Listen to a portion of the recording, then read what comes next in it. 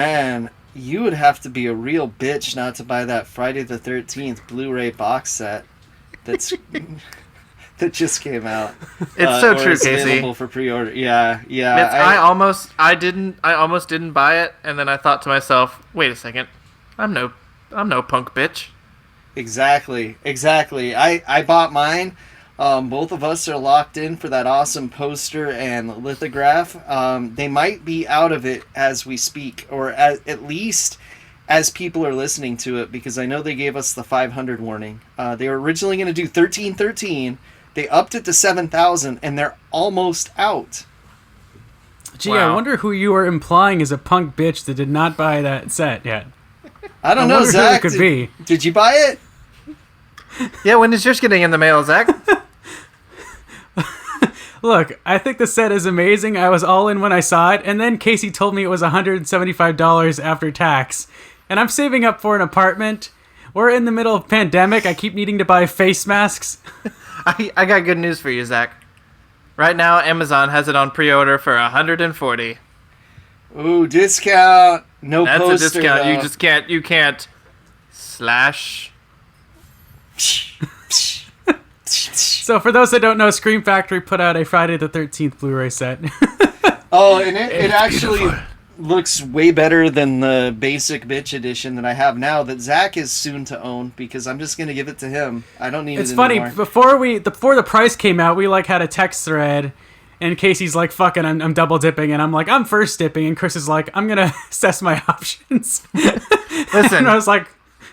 Listen, the fact that they released this thing right in the middle of the Criterion sale, not even right in the middle, like 5 days after the start of the Criterion sale, was just like, you motherfuckers, I just dropped $60 on some Blu-rays, and you're gonna release this shit? Yeah, it's everything I ever wanted in a Friday the 13th set, though, because the one that they have now is pretty bare bones, so... just having them on separate discs in their own cases is wonderful. Do they have an equally good Elm Street set? No, Elm Street set's pretty fucking basic. This is the Elm Street set. I know this is an audio podcast, but I just had it right in front of me to show Zach. Because if you missed it, we recorded a Nightmare on Elm Street 3 commentary track that is up now, so check it out. And that's why I have the Blu-ray box right in front of me, because I never put anything away. It's true. Moral of the story, kids, is don't bow down to peer pressure. It's all right, Zach. Zach just saw the Friday the 13th movies for the first time last week, so it's... That's not true. I love those movies. I just can't justify an expenditure when it's probably just going to be collecting dust more often than not. Oh, no. As much as I love those movies, I would love to own it. Hey, I dust my Halloween box set every week, Zach. How dare you? Let's put it this way. You said, Chris, it's $150 on Amazon, right? 140, I think. 140. So that is less than $12 a movie, Zach. All right, everybody, welcome to another miserable podcast. Thank you so much for tuning in. The podcast recorded in my bedroom and the bedrooms of my two co-hosts, Professor Casey, Chris Pistol. How's it going, fellas? It's actually $132.99. Oh, even better. It just keeps getting lower for you, Zach. It just keeps getting lower for you. It's just going to be like a running theme. I started thinking, do I really episode. even need that poster? I love the artwork. You can give it to me if you don't want it. Scream Factory can have my money. It's fine. I like supporting Scream Factory. A little iffy. It's just Jason popping out of the water, but the actual poster is this really cool art of each Jason from each movie. Oh, I thought that was the lithograph. No, that's the poster. Oh. Yeah, Litho is just Adrian King in the canoe, and little baby Jason jumping over. Okay, guys. We do have an episode planned today. We're not just going to talk about the Friday the 13th Blu-ray set for an hour. Although we could. I rather we did that, actually, than what we're really talking about today, because in doing my research, I'm like, this topic sucks. That's because it was my idea. So I kind of want to do an episode on the horror anthology. Obviously, horror anthologies are a tried and true tradition in the horror genre. But today we're going to be focusing specifically on feature film horror anthology. Because if we get into TV shows, that'll take us 5 hours.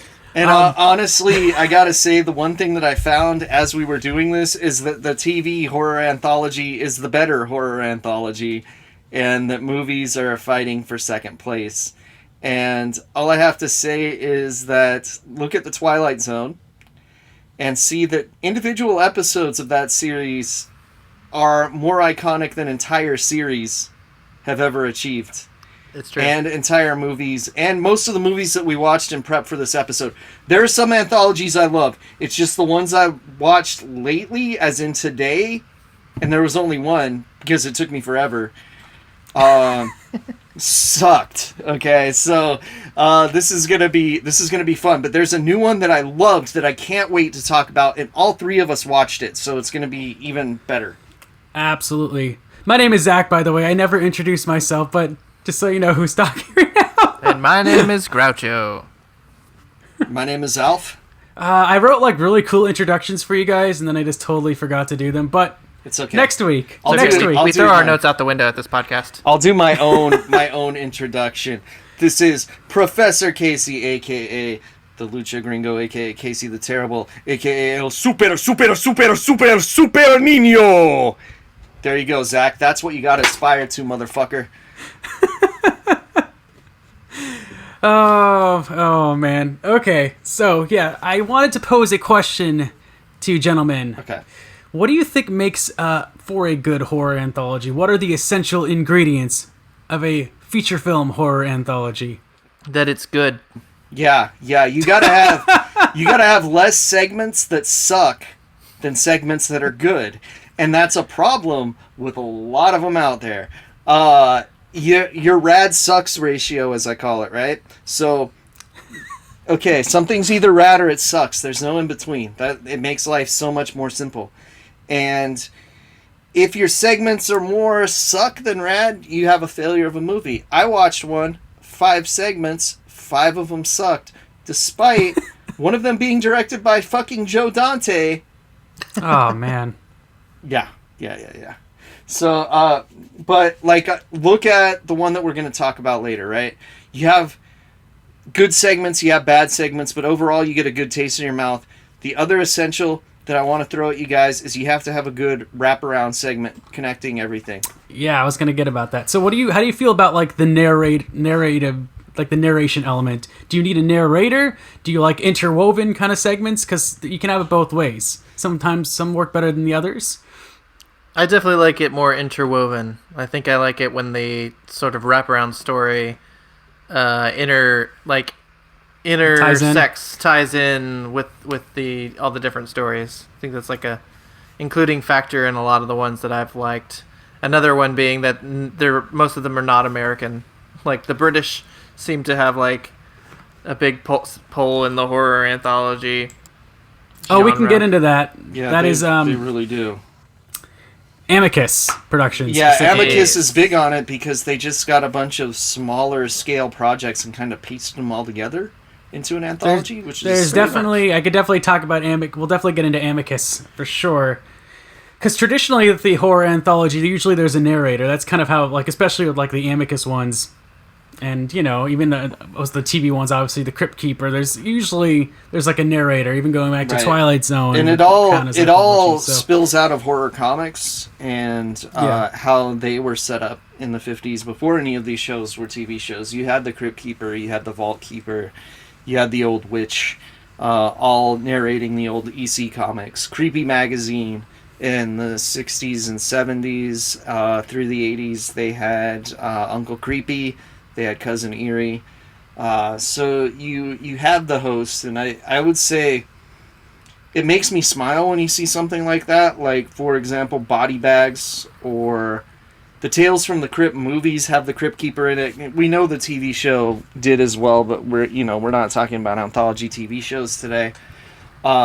It's more of a thing that you see in the TV show version than the movie version, especially lately, because now we're seeing a lot of people trying to integrate those wraparound segments. I think it's because VHS was so successful with theirs that everyone's kind of like doing the same thing. And Trick or Treat also, they were great with their wraparounds. Oh, we'll definitely, Trick or Treat, we'll definitely talk about Trick or Treat, which is probably like the standard for the modern horror anthology, I would say. Trick or Treat is so good, I don't even almost think of it as an anthology movie. Right, because it integrates its elements so like seamlessly. Yeah, right. Its stories so seamlessly. And when I think generally when I think of anthology movies, I don't think of a lot of like classics or movies that are just staples like that I absolutely love. That I think it works better on TV than it does necessarily in a movie format. But yeah, forgot about Trick or Treat. Honestly, what sucks though now is that a lot of the TV series aren't available for streaming, so most of what we're talking about today is it for what people can find. Because Tales from the Dark Side and Tales from the Crypt are gone from streaming. You can't even buy Tales from the Crypt off of Amazon right now. Which is weird. So maybe it's about to show up somewhere. I always thought it was weird it wasn't on the HBO service, considering it was born there. But I heard there was weird rights issues or something with the episodes. Weird. Monsters is available. Find the DVDs at your local Goodwill. Right. It's like, or you can, I think you can get the whole set for $100 now of all of the seasons. It's not too bad. You don't need to wait for a Blu-ray version. It's 4x3 the whole series, so don't worry about it. Just get the DVDs. But I do gotta say, Monsters, if we're gonna shout out a TV series, is available on Amazon Prime through the IMDb channel, so you do have to watch commercials for it. But Monsters was a spiritual successor to Tales from the Dark Side, which I always thought was a great series. But it has a lot less boring filler episodes. There's a lot more winners in Monsters because each episode is built around a monster, so you don't get shit about computers with kids' souls or fortune-telling machines that just bring your season to a halt like Tales from the Dark Side. Those of you who watch them all know exactly what I'm fucking talking about.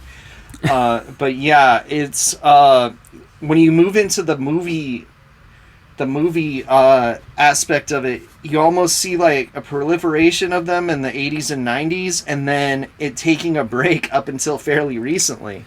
There's kind of a gap there. But there's some forgotten classics in there, in that gap, that I think a lot of people don't really think about, that they should check out. Not always the best films, but they're ones I can recommend too. But I think we should start talking about some of the classics, right? So, well, do you want to get into what we're going to review today and then talk about some of the classics, or vice versa? How about I use it to set up what we're going to review? Well, let's sure. Have we given an actual straight definition of a horror anthology for those that a collection? Hold on. Okay, so Webster's Dictionary defines horror anthology. So we're proper, you know? It's a collection of horror short stories, often using a wraparound segment. And if it's a feature film, usually it's at least 3 stories. At least 3. Casey, yes. Glasses just appeared upon your face. That's insane. Yes, I do start teaching on Monday. So, bifocals. Yes, I definitely... If you really want like an in-depth definition, watch the Joe Bob Briggs Last Drive-In on Scare Package, the movie we're about to talk about, because he really gets into it and he really talks about the mechanics, and I agree with everything he says about the franchise, about the anthology. But I would say the true classics in the series, you got to go with the Creepshow movies, right? Oh, of course. And you got to go with the Tales from the Dark Side movie, because that's basically Creepshow 3 with a different name. And like for real, like they just kind of rebranded the movie apparently. And I don't know about you guys, I actually like Creepshow 2 more than the first one. I like Creepshow 2 a lot. I have not seen Creepshow 2. It's fun. I know. It'll make you so scared of a trash bag floating on the water. And I don't know why. I've seen Creepshow 1 like 4 times. I kind of prefer Creepshow 2 as well. I feel like just it has this vibe to it that it's I don't know if it's more lighthearted or just... I'd say it's a little more cruel in some aspects. Yeah. Like, The one with the hitchhiker is just one of my favorite anthology stories, period. You know, the Thanks for the Ride Lady guy? Yeah. That one's one of my favorites. So Kris, you haven't seen it, and any of our listeners haven't seen it. This lady hits a hitchhiker and decides to, not do anything. It's, there's actually like a true story that happened years later where like a lady hit a guy and killed him, and like he died in the garage, mangled by the car. It's kind of that story before it happened in real life. But she keeps seeing the hitchhiker as she's driving, and he keeps getting more mangled and rotten and zombie-like each time she sees him, and he's like trying to attack her, and it's fucking awesome. Effects are great. There's definitely like a fun element to all of the bits in Creepshow 2, but that's like one of the strongest. Like, I would say that's probably my favorite of the classic era is Creepshow 2. How about you guys? Well, I watched one today that I think should be called, like, referred to as the granddaddy of the anthology movies. It's another like British horror anthology called Dead of Night from 1945. Ooh, that's an interesting Holy pick. shit. Yes. You didn't know the horror anthology was that old, did you, Zach? I was looking at all the Amicus ones, and that's way further back than I was. Yeah, this was actually made in a period when, in the 40s, when Britain had banned making horror films during, like, World War II. Good times. I know, it's like, okay, that's a strange choice. I guess America banned alcohol, and British said, no more scary films, we don't like them. You can't sleep at night, it's no good. So, yeah. This is the country that gave us the Teenage Mutant Hero Turtles, so I'm not surprised. I think this popped up on my radar because I think Martin Scorsese like put it in his like top favorite like horror movies of all time. So I gave it a watch this afternoon, and I thought it was a lot of fun. There's some like really great sort of like. I guess Britain in this era, you know, like you see like movies like The Christmas Carol come out of this era where there's just like a lot of great atmosphere with their stuff, and a lot of relying on that and stuff with shadows and creating a lot more of an atmosphere rather than, you know, like what America was doing with like making monsters or putting a lot of emphasis on effects. So there's some creepy ghost stuff in this. There's a story where a guy keeps looking into a mirror, and then he keeps seeing a different room in the mirror, and he just starts to get worse and worse. He starts to like get obsessed over like, what is this other room in the mirror? And then he starts to get possessed by a ghost. There's another one where like a group of kids are playing sardines. Have you guys ever played sardines? No. Oh, it's basically like reverse. It's basically like reverse hide and seek. I played it when I was like in high school. It's like reverse hide and seek where like you one person goes and hides in like a giant area, like a school or a church or something, and then like everybody has to go and try to find that person. Oh, that's terrifying for the hider. Yeah. Well, okay. When the first it's basically the movie Ready or Not. Yeah. The first person to find the person hiding, they don't like say, "Hey, I found him." They hide with them until eventually there's just one person looking for everybody that's hidden. Oh, gosh. In one spot, which is the creepy part. But they're playing sardines in an old mansion, and she finds a ghost in one of the rooms. Spoilers.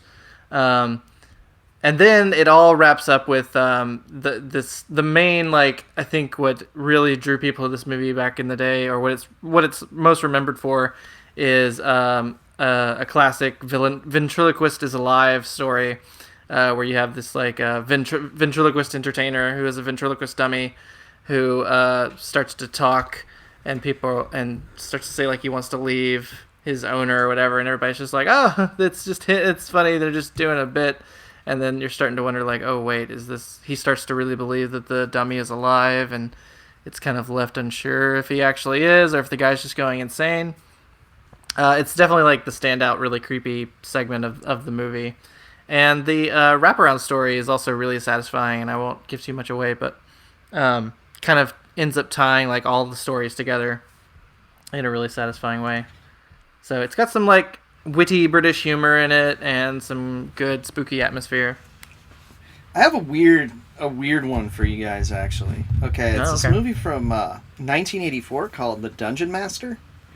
And it's an anthology, but in the weirdest way. So it's an anthology, but it's telling one story. And the reason it's still an anthology is this guy gets sucked into a video game and has to save his girlfriend from the evil villain, right?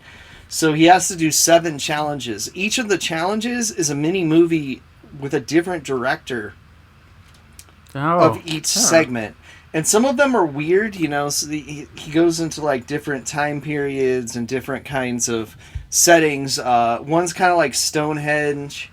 And so basically he goes from like Stonehenge to a Wasp concert featuring the band Wasp in the movie. And main bad guy is Richard Mall, known as Bull from Night Court. Tremendous horror actor. He's always playing pretty crazy monsters in B-movies because he's like a 7-foot tall, bald, monstrous dude. And it's a little hard to find. I think like the only way you can get it now is getting it on Blu-ray or DVD. But I say it's worth it just because it's the weirdest approach to an anthology I've seen in a long time, to where they're dissecting the same movie and basically making an anthology of scenes from different filmmakers. It's really weird, but it actually all fits together. The cast carries over in the different pieces, so it works. The poster has this like giant head that looks like a mix between Jim Carrey and Jack Nicholson from The Shining. And that head is pretty clearly not Richard Mall or anyone else in the movie. It's Jim Carrey and Jack Nicholson's unidentified son. I feel like they just felt like that face looked cool, put it up there. Some of the other stuff in here is pretty interesting though, because you got that nice little grid of all the video gamey shit. No appearance from Wasp though on the poster. I'm a little sad because Blackie Lawless, he's got a buzzsaw codpiece. You don't see that every day. It was also known as Rage War: The Challenges of Excalibrate. It's a whopping hour and 16 minutes. Yeah, that's what's great. Each segment's like 5 minutes long, and I wish some of the ones that I saw were that long today. It looks better than the Deadtime stories, which came out in '86, and I watched, and it's pretty awful. Yeah, you're getting into like post-Twilight Zone, the movie. No one wants to touch an anthology with a stick because they kill people. Kind of. It has, and that if you haven't seen Deadtime stories, I have other ones I'd rather talk about more, but that's just. It's about this uncle who's watching. The poster's the best part. This uncle is watching his nephew who won't go to sleep and is being a little shit. And it's kind of funny because he's trying to watch TV and there's like a nude beauty pageant on TV or something. And so at first he's really nice and he's trying to so he tells him a nice story, but then it gets more fucked up. They're like perverted, demented fairy tales. Yeah. The first one's not bad. There's some cool special effects. The other two are god awful. It's so stupid. It starts off strong, and then you're like, "Oh, I should turn this off now." Yeah, you should. After the first story, you can turn it off. I gotta recommend in that in between period before we get to Trick or Treat, the Tales from the Hood movies. They're pretty dope. It's a different perspective in the horror anthology. For sure, yeah. So they're worth checking out.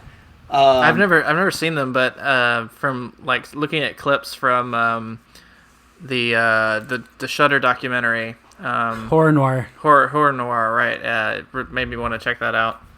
They actually they have a really fun tone to them, to where like they don't take themselves super seriously unless they have to, and when it's got a cool vibe to it. I really like when a horror comedy kind of vibe gets in with these anthologies, but we don't need them in every segment, and that they kind of strike the right balance there. Like you look at Trick or Treat, right? Like that's got some kind of funny elements to it, but it's played pretty straight through the whole thing. Yeah. That's like an absolute favorite, though. I think we can all kind of agree that movie's a goddamn masterpiece. Yeah, for sure. Well, going back to a couple I watched, going back to Amicus, the first one I want to talk about actually isn't Amicus. It was towards the tail end of their horror anthologies, but it was directed by someone who directed a couple of their anthologies, and so it has that pedigree. Mm-hmm. This was The Monster Club. Came out in 1981. Directed by Roy Ward Baker, who directed Scars of Dracula and two other horror anthologies, Asylum and The Vault of Horror. This film is awesome. You've seen a Vincent Price movie that I haven't seen. I was shocked that you had not seen this when I was on Letterboxd. Listen, there are a lot of Vincent Price movies, okay? I can't have seen them all. He's been in 9 million movies, but this has some of the best wraparound segments. It does. And I want to, I have a grievance, because I was on Letterboxd, and I saw someone that said, if it didn't have, like, the wraparound segments, and the music that is in this film, it would be much better. And I'm like, no, you were dead wrong. What the fuck? That's like the whole movie! That's the best part of the film. Okay, so, the Monster Club, not the same as the Monster Squad, the Monster Club. I'm in the club, aren't I? Band-Aid Mad breath. Monster Party. Different from So Mad the setup Monster for this is John Carradine plays a horror writer named R. Chetwynd Hayes. Yeah. Fabulous name. It's fucking He runs into right Vincent there. Price, who is this, he's got some ailment, he seems ill, and he asks John Carradine... He's playing the House of Usher guy, basically. Yeah. He asks John Carradine for help, and Carradine's like, sure, I'll do anything you need, and so... Price is like, thank you, and he bites him, and he turns out Vincent Price is a vampire. But he does not. but he does not kill. You don't know it for a bit. It's no. This is. He does ongoing. not kill John Carradine. He just takes a little, and he says, "Thank you so much." And then he recognizes John Carradine as this famous horror author. And so he says, "I need to repay you." And so he takes him to this club called the Monster Club. And this club is hilarious. Everyone is in like masked with like these ridiculous monster masks with orange hair, like red. They look like trolls. Honestly, they look like the troll dolls. I want to know who made these masks. I could find out for you because I figured you would know, Casey. The classic masks are like the highlight of this movie, and because I'm not like. They really do look like walking troll dolls, much more than the movies that it came out. Like these look literally like the troll dolls. But the club is awesome, and the cool thing is. They are playing a banger of a song, gentlemen, and if you have not heard this song, it's called Monsters Rule OK by the Viewers. It needs to be on every Halloween playlist from now on. No, what sucks is it's like not on Spotify. It might be on YouTube. No, you can. It's definitely on YouTube. You can look it up right now. I implore you to look it up right now. If you're listening, we will not insert it into this podcast because we don't want to get a copyright violation. But look it up. It is so catchy, and it'll be stuck in your head for days. Monsters Rule OK by the Viewers. So good. I actually wish this movie was just the wraparound segments now that you talk about it. Yeah, that's the... there is some great stuff, Chris. As a Vincent Price aficionado, you really need to see this. Yeah, so, I mean, it's been in my queue for forever. Before they go to the first segment, there's only 3 stories in this. They take a table, and there's like this monster genealogy chart behind them. And Carradine's like, what is that? And Price goes, oh, this is the monster genealogy chart. And he goes to talk about every way monsters crossbreed. So there's like vampires, werewolves, and ghouls in this universe. Mm-hmm, and then he talks about, so if a vampire and a werewolf conceive, it's a werevamp. If you guys have played the web-based game Monster Breeder at monsterbreeder.com, and if you haven't, shame on you, you can see some of this in action. But there's like vam ghouls and it's it gets ridiculous. The first story is about one of these possible monster variations called the Shadmock, which is basically a monster that his thing is that he can whistle. He looks like a human, but he has like a deadly whistle. It's the best of the stories by far. It's kind of like this Beauty and the Beast strap style yourself story. in. That's the best idea. Strap yourself in. Because basically, when he whistles, people disintegrate. So sure, that's all I'm gonna say. The songs are fantastic, especially Monsters Rule OK. So good. I highly recommend watching this. I think I gave it about 3 stars, 3.5, 3 stars. That's a lot more than the one I watched, bro. Oh my god! I just always thought in the back of my mind like that Scream Factory would put out another Vincent Price set and that would be in there, but I don't know if they're going to, so might as well just. Also, you get to see Vincent Price dance towards the end of it. Worth the price of admission, for sure. You could call that dancing. Yeah. I also thought this piece of trivia on the Wikipedia page was hilarious that Christopher Lee turned it down just upon hearing the name of the title. Just upon hearing the title of this movie, he said no. Well, because they originally wanted it to be Price, Cushing, and Lee, and that's not what they got.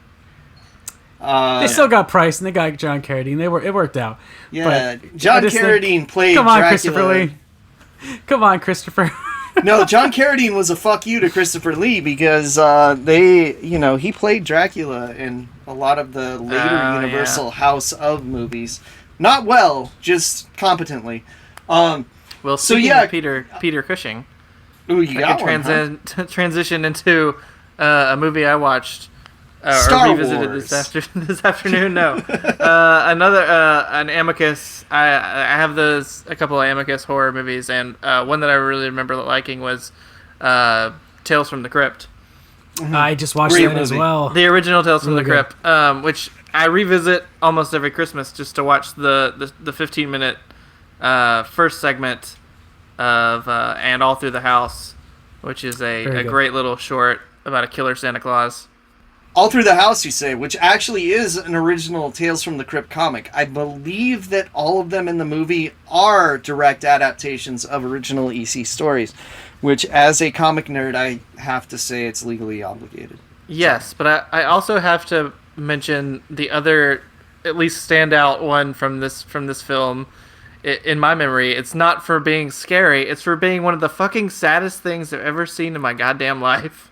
And that is the one with Peter Cushing, who plays an old, kindly man, like an old, kindly trash man, who lives across the street from a young fucking prick, who basically just, like, sees Peter Cushing's house and goes, I don't like his house. It's a blot on our neighborhood.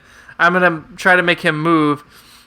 And this man, Peter Cushing, is a widower. How dare he make toys out of trash and give them to children? I know, he makes toys for what a children. Monster.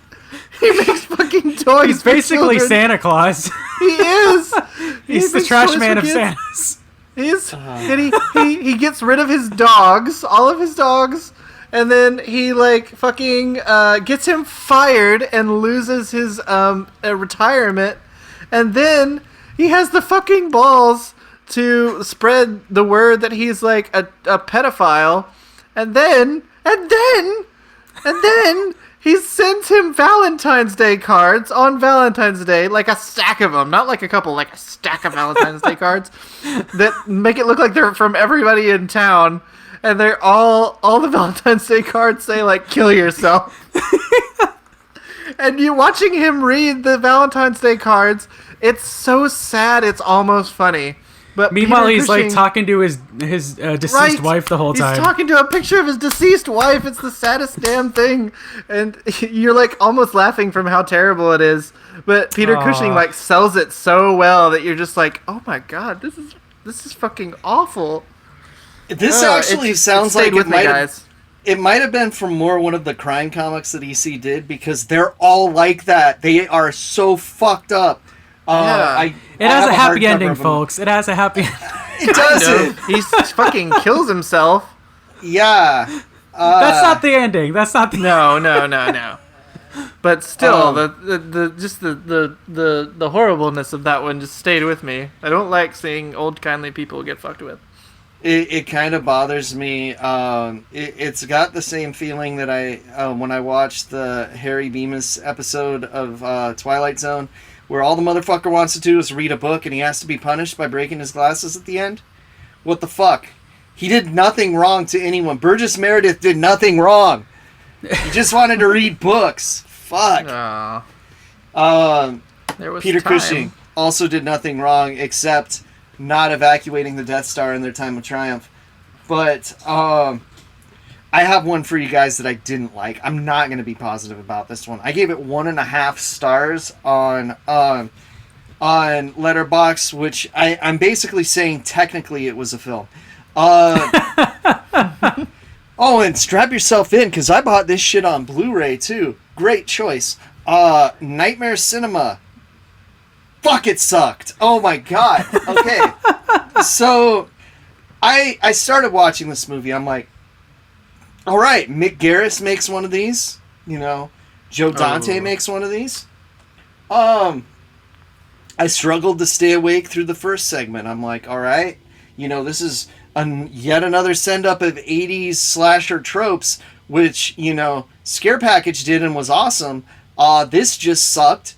They tried to have a twist, and then it just felt like the segment that never ended as a result. It had so many false finishes that it just felt like it was going and going and going. I absolutely despised it. The next couple, there were 5 segments, and honestly, they all kind of run together because creatively they made a big mistake. So there's 5 segments. Wraparound segment is Mickey Rourke as a murderous projectionist, basically. And man, does he look fucked up.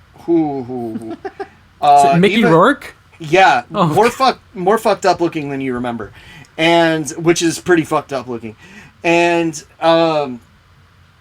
they have 3 out of the 5 segments involving doctors, hospitals, or the medical field.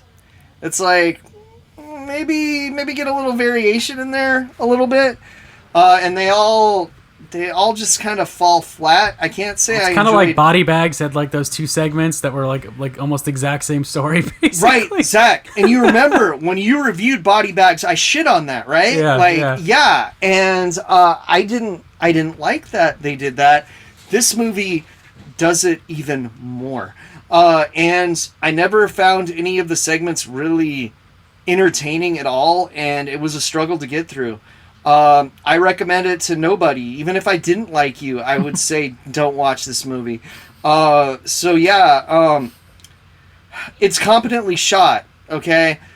Most of the effects suck. The first segment, I think, took me out of it because a lot of the dead bodies look like they just rented them from a static prop factory, and they kept shooting them in close-up even though they were really poorly done dummies. And this also, came out in 2018, which is baffling. It is new, and it sucks. And it is, oh my god. Like, if you told me this was like a 2001 Hollywood video rental, I would have believed you. But no, this is new. Is there like and a terrible. wraparound, like a framing device at all, or like narrative? Yeah, Mickey Rourke is a that's the narrative. Okay. Projection. Because Yeah. I feel like it tends to be that like the more modern anthologies kind of steer away from that, since Trick or Treat came out specifically, and they try and go for more the interwoven kind of stories. What had happened is basically every person that's the star of one of the segments goes into this theater and sees themselves die, basically, or have something horrible happen to them in their story. So they're sitting there watching themselves on the screen, and the story unfolds. It's it's convoluted. Yeah, I wasn't a fan, and it kind of makes me mad because I had watched Scare Package before this and absolutely loved it. So I went from one that hit most of the time to one that hit 0% of the time. And I haven't felt so negatively about an anthology movie since probably Deadtime Stories, maybe Tales from the Crapper. I love Trauma, but that movie sucked. It's a damn shame because Joe Dante could not be the coolest, nicest person on the planet. Yeah, and Mick Garris is up there. And it's just like, and they're both very talented. I love what they do with Trailers from Hell. Yeah, and maybe they should have stuck to a trailer instead of a longer segment. But yeah, I don't know, Zach. We've teased talking about Scare Package. I have one more I'd like to mention.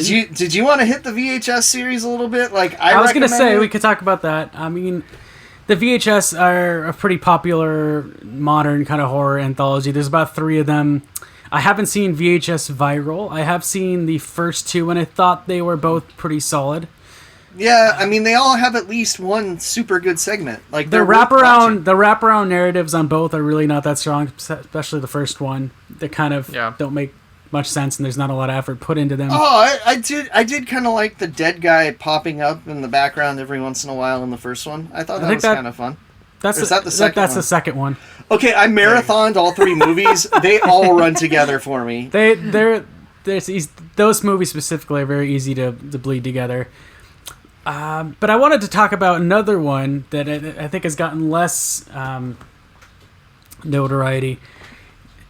It is July, guys. So I got a little Christmas in July action for you here that Casey loves. Oh, I fucking know what you're talking about.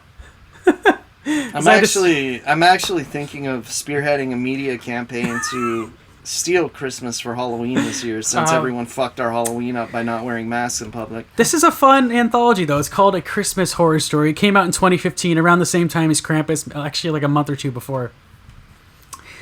It And the follows worst thing you kind can of... do is watch Krampus right next to this one. No, it's not as good as Krampus, but it follows the same kind of template as Trick or Treat. So it's kind of, these stories are interwoven. There isn't really, except for the good part, right? Like, no, it's not bad. It's not bad. It's Okay, better than okay. It's better than you think. I promise you'd have fun with this. I'm sure it kicks Nightmare Cinema's ass. yeah. I'm sure. There's actually one more I can talk about that. Well, maybe I'll bring it up. We'll see. That I guarantee neither of you have seen. So, A Christmas Horror Story. So, there isn't really a framing device. All these stories kind of take place at the same time, and they cut back and forth between them. So, you don't get just, like, one story, like, as a chunk. Like, it goes back and forth between all of them throughout the whole movie, which sort of works and sort of doesn't. They might have just... So, you got, like, a Hellraiser Bloodlines kind of vibe then. Yeah. William Shatner plays a disc jockey. Hold on, Zach. Come on. William Shatner plays William Shatner drunk in a radio station. You've seen this, Chris? Oh, yeah. It looks exactly what it looks like, is that they just got William Shatner super drunk, put him on the set, and said, go. He's great. He's great. They just cut to him throughout the film. It's just like Devil's Reign then. No, he's much better in this than The Devil's Reign. He's having a good time. Because he's drunk. I don't want to get into every, like, there's different stories. One involves a changeling, one involves Krampus, one involves these kids investigating this murder that happened at this kind of private school across the town. My favorite story involves Santa, and all of a sudden his elves are turning into zombies. Yeah, that sounds pretty awesome. It's hilarious because apparently it's happening because Krampus has come, and so they're, like, mutating. But it's just, there's just some really hilarious segments. It gets really gory. The guy that plays Santa is awesome. And my favorite line is, there's this elf named Shiny. He's like the first elf that turned. And he's like on the ground dying. And he's like goading Santa into killing him. And he goes and he tells Santa, "You don't have the Christmas balls." My favorite line of the movie. It's pretty good.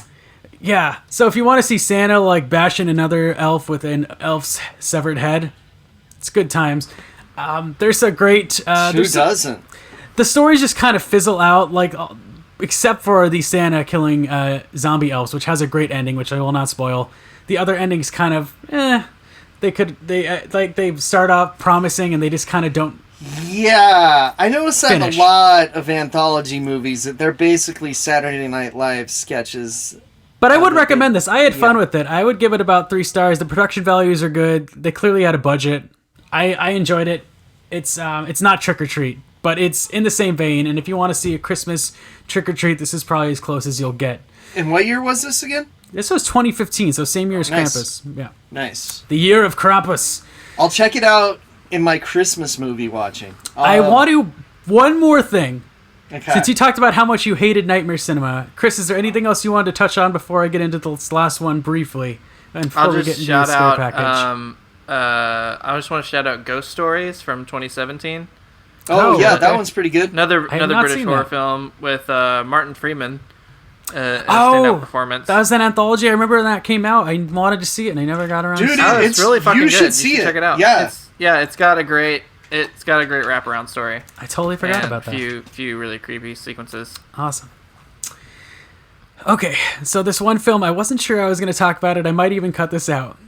Because I really don't want to critique it, because I could see the love that was put into this film. It just, the final product obviously isn't what they wanted to be, because they really didn't have a budget. But it's called Weird Fiction. It came out in 2018 by a young director, a writer named Jacob Parrott. And I think even unlike Scare Package, this feels very authentic. You can tell they're fans of 80s horror. It's a love letter to that era. It doesn't feel as... We'll get into Scare Package, but I feel like Scare Package is a little forced at times. This doesn't feel forced at all. Unfortunately, the stories just aren't very good. The acting isn't very good. You get scenes like... there's this one scene where about like a slasher, and the girl's killed, and they're dragging her off camera, and she's clearly dead, but she's looking at the camera... and she's blinking, and like her eyes are looking around as she's being dragged away, and she's supposed to be dead. See, she just needed to be like texting on her phone, and that would have like been. And I'm not sure how they didn't catch that and just like refilm it. Hey, did they catch it in the Jackhammer Massacre, Zach?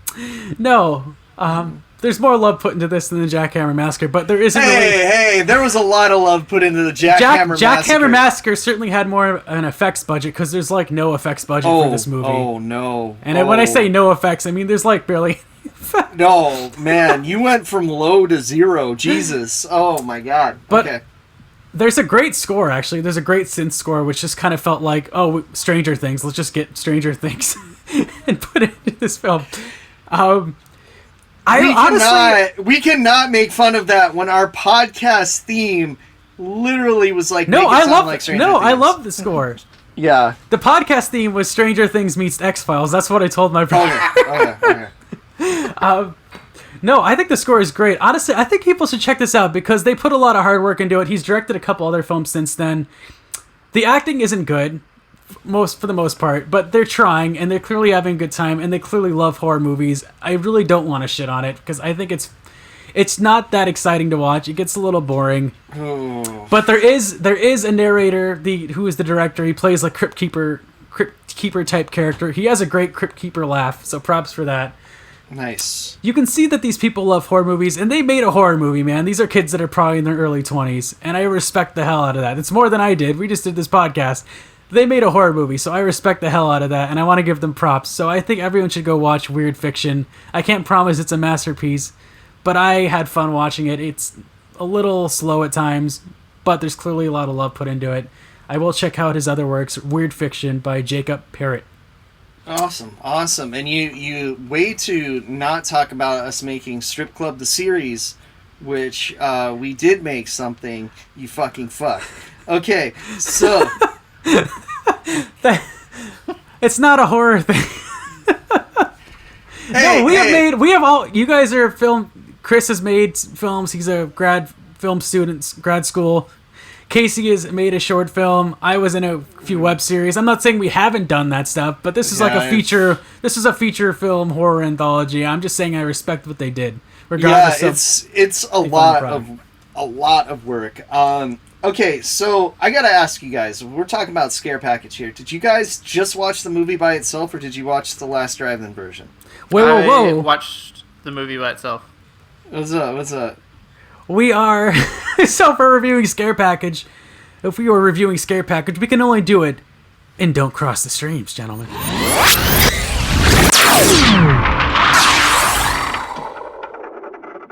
Okay, so I thought Zach was about to have a conniption. That was the worst segue possible. Okay, so we had a very interesting way that this came about streaming because Shudder gave us a hard date when it was coming out, and then they premiered it a week early on Joe Bob's Last Drive-In, and that's the version I watched. Why that happened. Yeah, I missed the Joe Bob's version. You told me about it, and it was not in the Shudder queue under Joe Bob's episodes. I couldn't find it, so I had to wait for the actual just standalone film to. Yeah, apparently they only put the on-demand version on the Amazon Prime version of Shudder where you subscribe as a channel. And I was able to see it that way. The Joe Bob version is great because he individually reviews each segment before it goes up. And so you know when a snoozer's going to be coming up. Because I liked most of this movie. I could have done without the wizard battle. Yeah.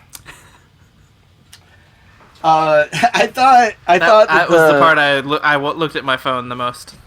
Yeah. I gotta say that this has made me laugh more than any movie has made me laugh all year. And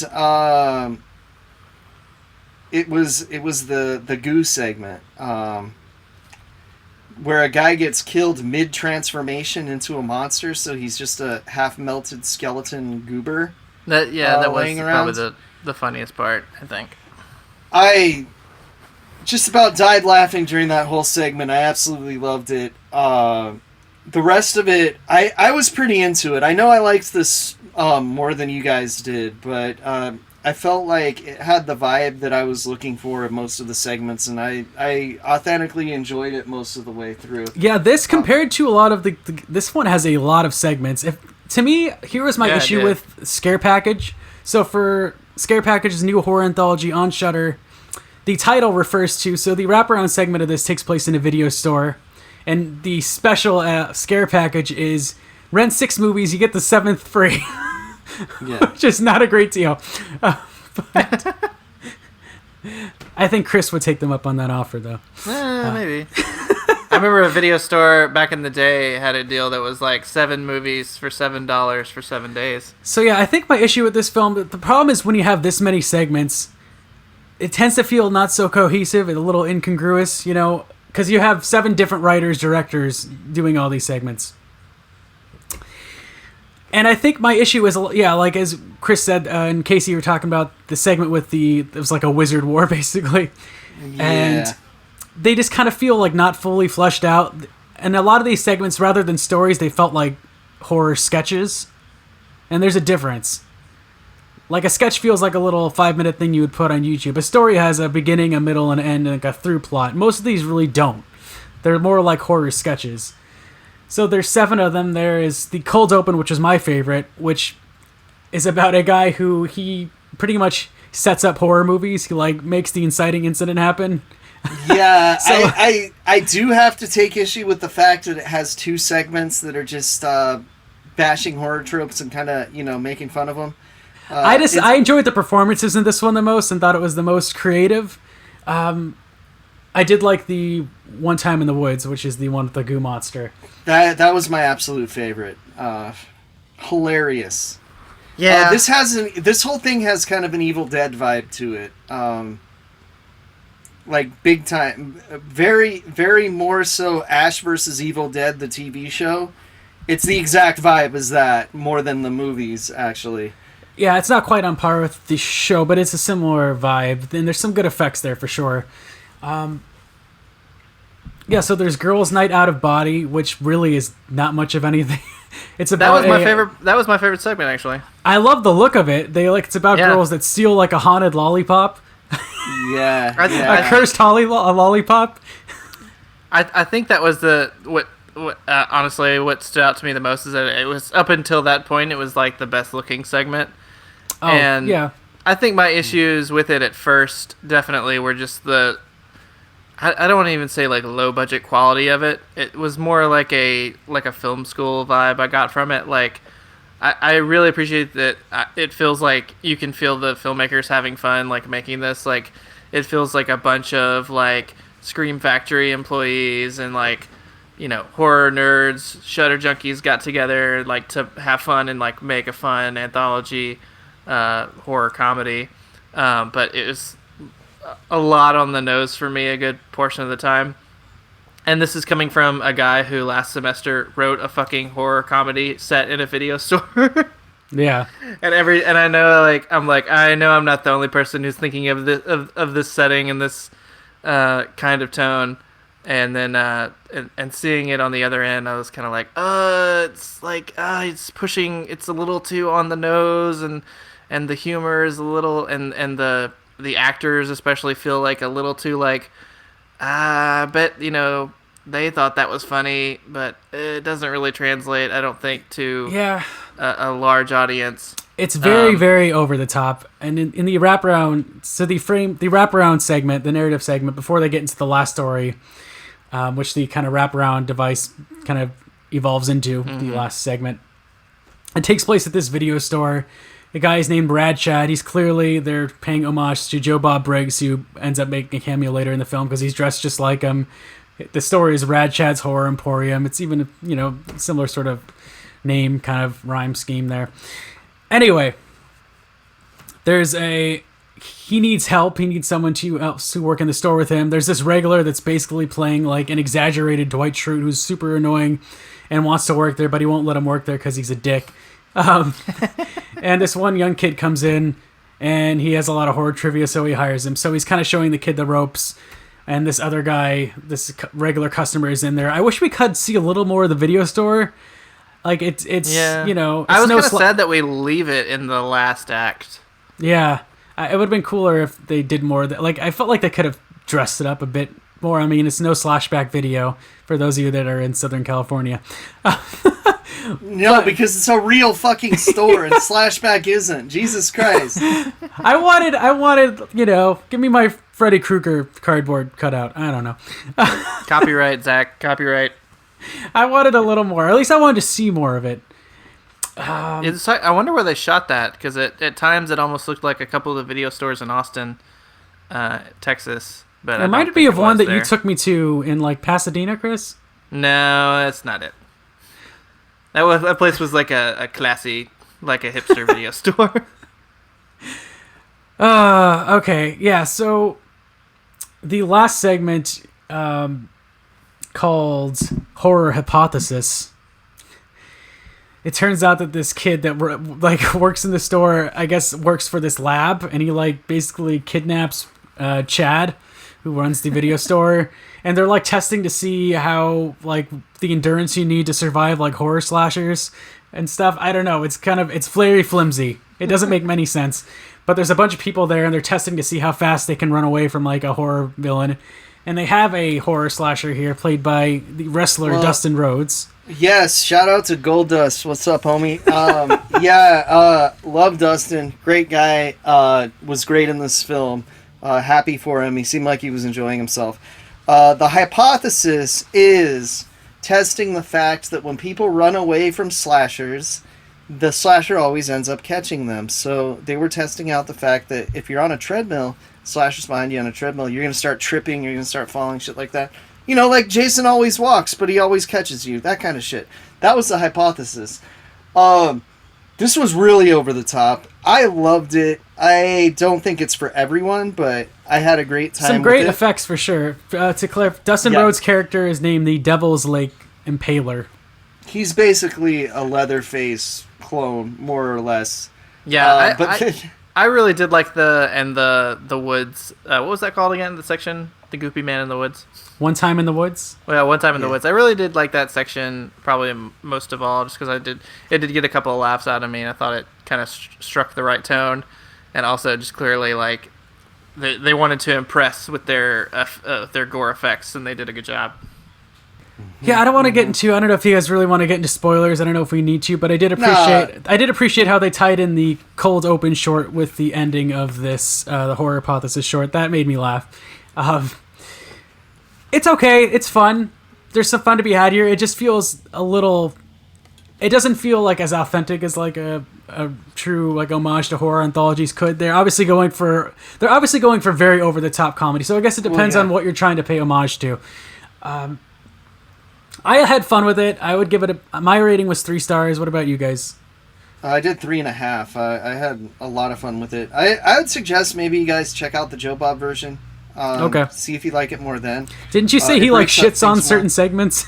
He does. He shits on the wizard battle. That's for sure. Oh, nice. Yeah. That's awesome. I might actually want to watch that. It's funny. I actually thought Joe Bob was like the best actor in the movie too. He probably was. Well, he actually does have a lot of acting experience, and I mean, he's also not really Joe Bob Briggs. I did like the guy that played Mike in the cold open. I thought he was really good as well. I thought Rad, Chad, and Han were great. They were pretty funny. Well, and one of the actors, I forget his name. I think Chase Williamson. He was in John Dies at the End, and that other horror movie that was really disappointing about the board game, about the VHS board game. Yeah, Beyond the something Gates, Beyond the Gates, which has an awesome theme song. The one that is shot in the Black Cat Comics shop on Magnolia. Yeah. Oh. And I think has the same video store as this movie, maybe? Potentially? Yeah. So I enjoyed it. I recommend it. I had fun with it. It's not for everyone, though, but at least make it to the In the Woods one, which I think is the second segment, because that shit almost killed me laughing. I love that segment. Like, if I was going to show one segment to someone, I would show them that one. Yeah, I agree. I think I liked that segment, but the rest of the movie didn't do a whole lot for me. It just kind of certain segments, especially like the first cold open, I thought was kind of just gave me those like those film school vibes where it's just like, why is the camera handheld right now? There's no reason for it. It reminded me of the Scream movies, and I hate the Scream movies. So oh dear, I don't think I've gone hard on it. Casey's viewpoints on the Scream movies do not represent the entire crew of Another Miserable Podcast. Thank you. Oh, I know. I have a strong hate. It's worse than the Mummies, actually. Which has become legendary on this show. I don't know. So if you guys are going to say favorite anthology movie of all time to close us out, what would your pick be? Trick or Treat. Yeah. Like we said, I almost didn't even think about Trick or Treat because it's so great. It's like, oh, I almost don't even think of it as an anthology movie. Yeah, it's hard to top, man.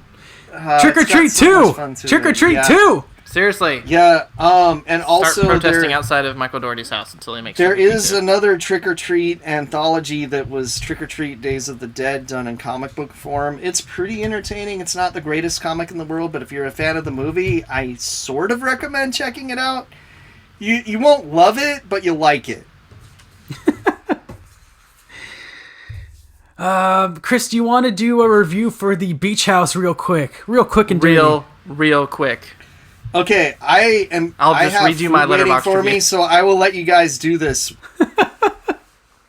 Do you want to break it down real quick, Kris? Oh my god, so two people go to a beach house. They're clearly in trying times in their relationship. It wasn't clear to me who the people are that they meet. They're was friends it his of father? the girl's boyfriend. It's his boyfriend's parents' friends.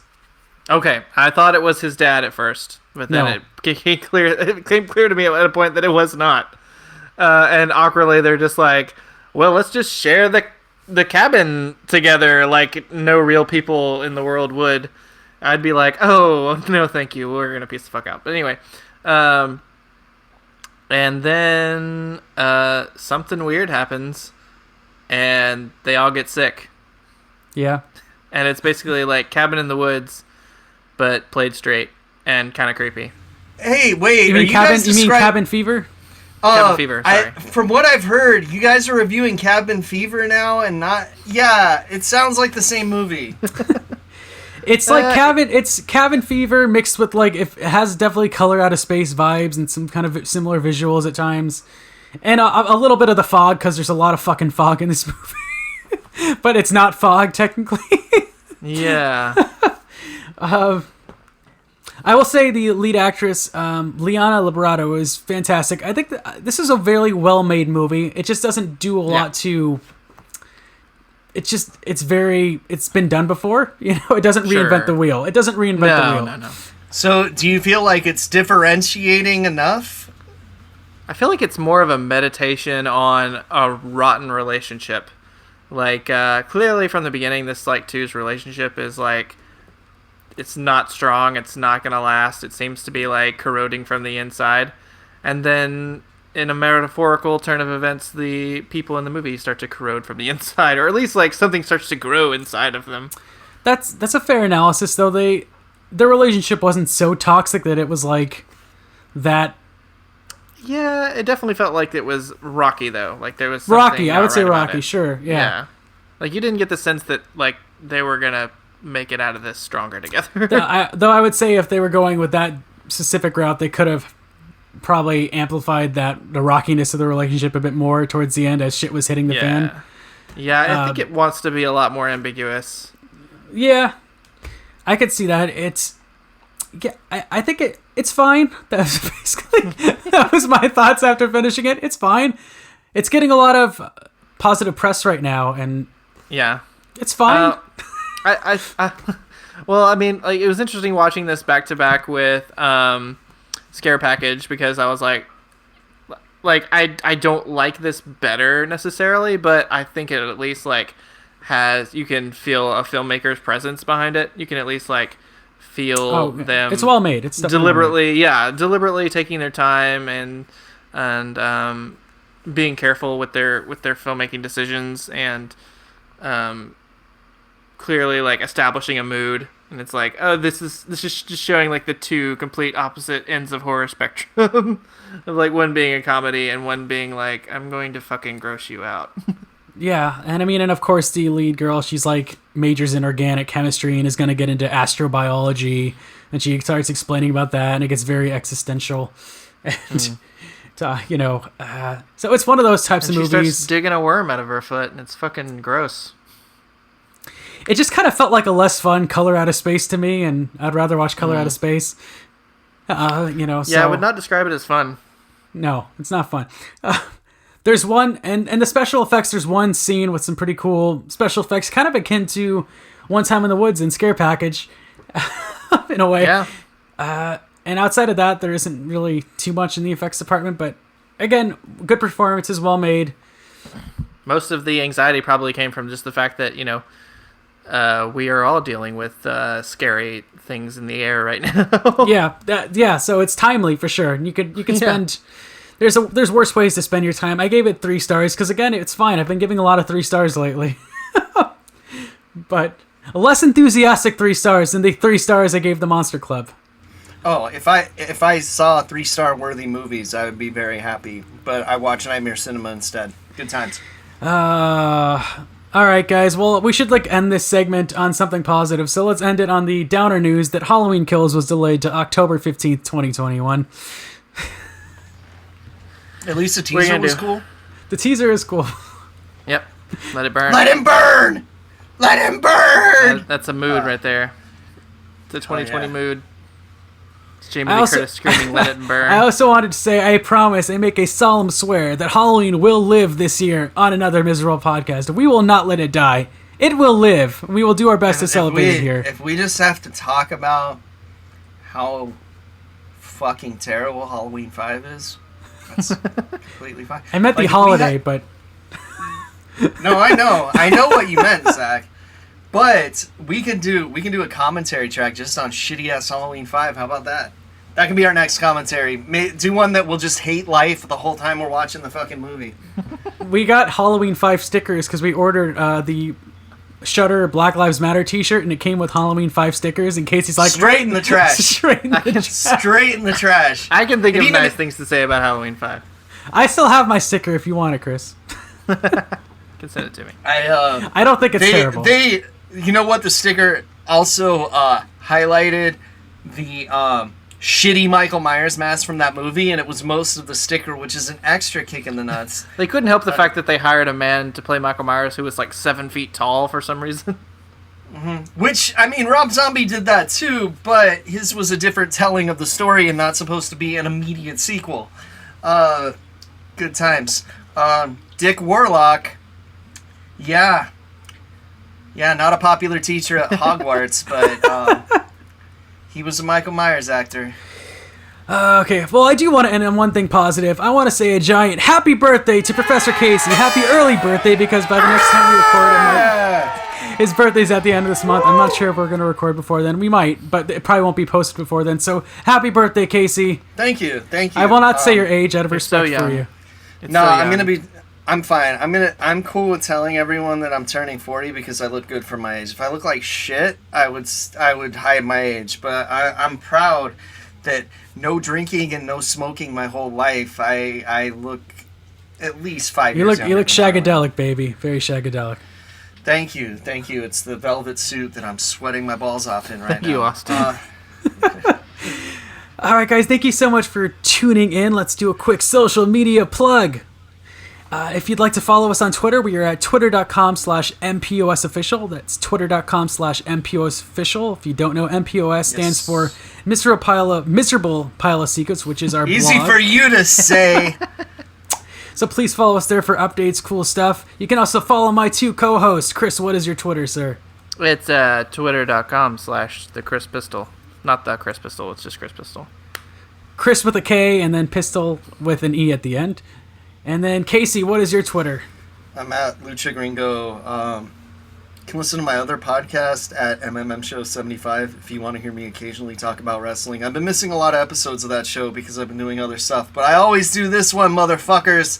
Woo! And he did actually do a pretty cool promo for that podcast for a shirt that selling that has. Oh yeah, on it. yeah. If you want a shirt with me shooting a bazooka that says "Fuck you, here's Casey," go to teespring.com/bazooka Casey. Thank you. We do not have any merch as of yet, but at some point it could work. It says Mass Mats and Mayhem on the back. Just pretended it doesn't. I'm going to create a whole Another Miserable podcast site later this year. It'll be a whole relaunch. Things will change, but we'll get to that when it happens at a later date. If you want to follow me on Twitter, I'm at twitter.com/earth2zach. That's earth, the number 2zach. I'm also at the same address on Instagram. Please follow us on YouTube. Just look up YouTube, look up Another Miserable Podcast on YouTube. You'll find us. Our commentaries, other videos are there. And yeah, we are. And it's Z-A-K, not Z-A-C-H, not Z-A-C-K. It's just Z-A-K. Thank you. It's not Z-A-K-K either. It's not like Zach Wilde spells it. You know what? If you can't find it, it's your fault. Exactly. So we are a bi-monthly podcast, so usually 2 episodes a month, a commentary thrown in there every once in a while. We're on Apple Podcasts, Google Podcasts, Spotify, Stitcher, of course, YouTube, everything. Thank you so much for tuning in, guys. Yeah, listen to our Elm Street 3 commentary. It's fucking good. Do it. Do it. Don't be a bitch. Do it. Subscribe to us if you haven't subscribed. We really appreciate the support, guys. Please stay safe. Please wear your masks. Please wear your masks. Do it. Please wear your masks. Do it. So we can go back to normal life and go trick-or-treating and have fun. Yeah, I wanted a Halloween this year, and people already fucked that up. So wear your masks, please. Get a cool one, you know. There's plenty of horror-themed ones. I'll just say, don't order your masks from Banana Republic because the shipping date is not right, and I still have not received them, and it's way after the delivery date. Do not order from Banana Republic. There's one place they you should look be ordering nice. masks. They look nice. No. You should be ordering your masks from lucha-masks.com. Lucha-masks.com. Get a Lucha Libre mask for your face, but it's also a COVID mask. All right, guys, please stay safe. Have an awesome day. I'll see you next time. Bye.